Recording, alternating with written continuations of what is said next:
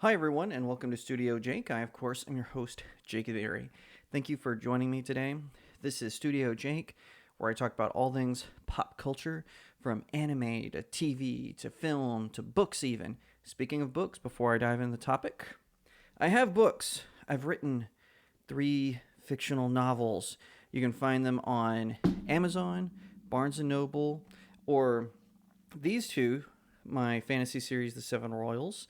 You can find them on booklocker.com. Definitely check them out. So, today I'm going to talk about something that James Cameron said. Of course, James Cameron is the director of the Terminator franchise. He also directed one of the Alien films, I believe Alien 2.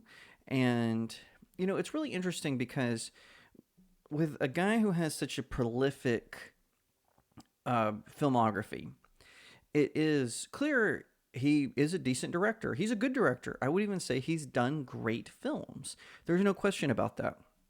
However, he's kind of stuck in this weird loop because he's not happy with some of the criticism guys like me have about films like Avatar, for example. I don't think Avatar was a good film. I thought it was just a remake of Ferngully the Last Rainforest. Now, I haven't seen Way of Water.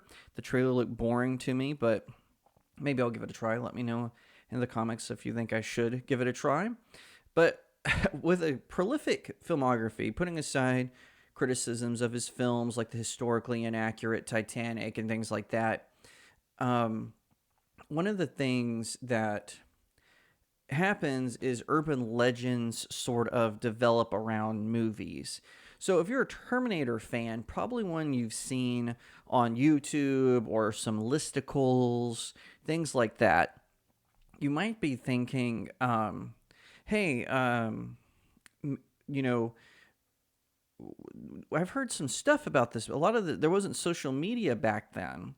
And so sometimes whenever a producer or a grip or a writer from one of these movies gets interviewed, something will slip out, and it's like a game of telephone. So, say Trunks tells Sinan that that his hair isn't naturally blue like hers, obviously.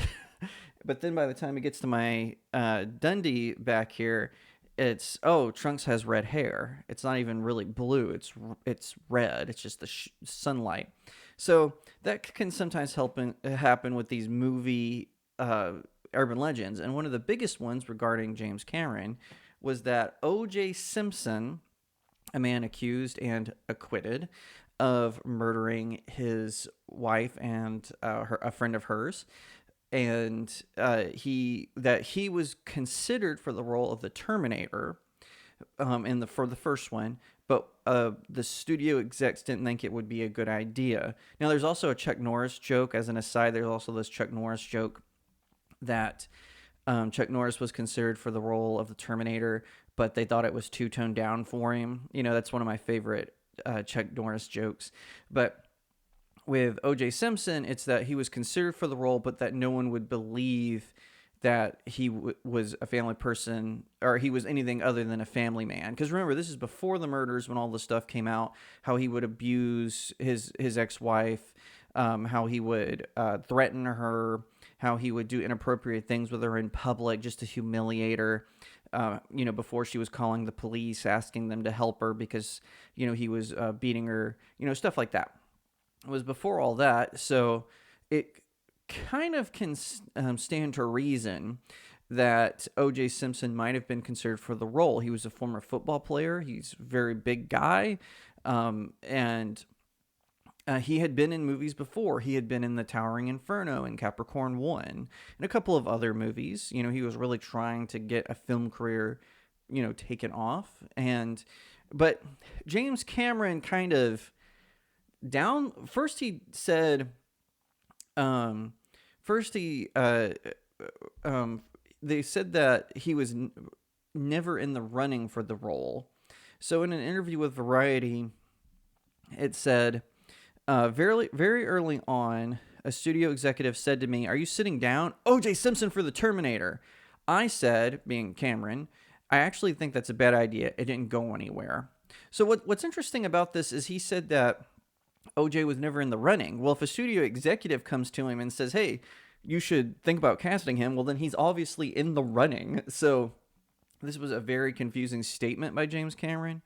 And I think it's kind of interesting because I am not a guy. I used to, whenever I would hear stuff like this, I used to take whatever they said at face value. I would always say, oh, well, this person was there, ergo it must be true.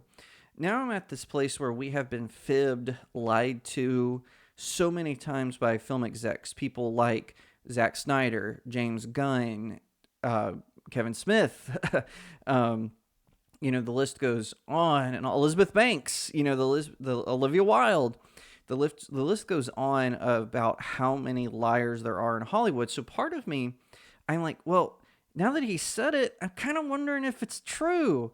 Because, one of the things that Cameron, anytime his ego gets hurt. So Cameron had Titanic, which was, the at one time it was the largest grossing movie of all time. Well, then Avatar comes along and he outdoes himself. And of course, he's really proud of that.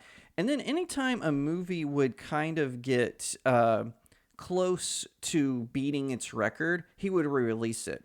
I think after its initial run, he released it 4 times. Well, then Avengers Endgame finally does beat it after only 1 extra re-release.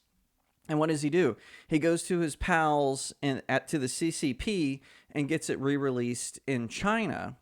And so then it outpaces Avengers Endgame. So anytime his ego is about to get dinged, he has to re-release Avatar, the first one. Now, the second one hasn't made back its budget. By his own admission, it would take $2 billion for the sequel to get there. And right now, it's officially the highest grossing film of all time. I think that's kind of funny because comparatively, people are comparing apples to oranges because in the American box office, it's actually not doing that good.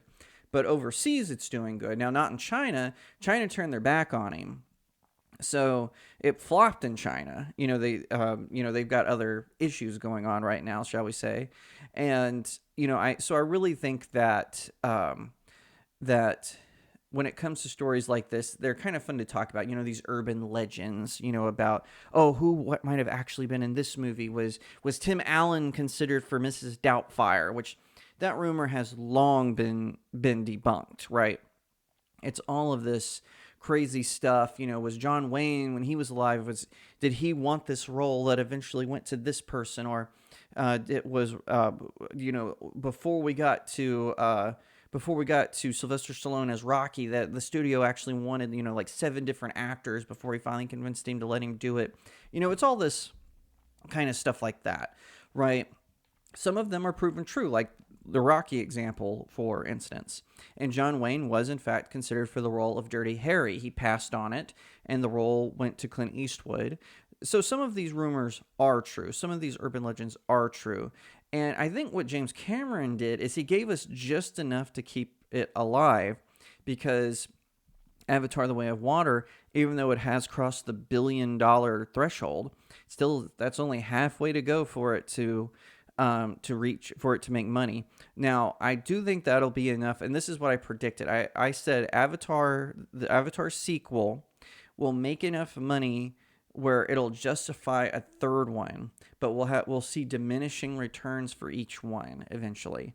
So who knows what's going to happen with that. But as far as O.J. Simpson being the Terminator, or being considered from the Terminator, First he says, oh, no, it wasn't even a possibility. And he says, well, the studio exec did drop his name, but I turned it down. Right. Sure, James. We'll see. Go back to, crapping all over your colleagues' films and talking about and complaining about Marvel films so you can have relevance in today. Or you could just make good movies that people actually want to see instead of wasting your time on Pandora. Thank you so much for watching this video. I hope that you'll give it a thumbs up, that you'll leave me a comment, tell me what you think, that you'll share it out with your friends, and of course, consider subscribing to StudioJake. I cover all kinds of nerd and pop culture topics, including film, television, anime, comic books, and so much more.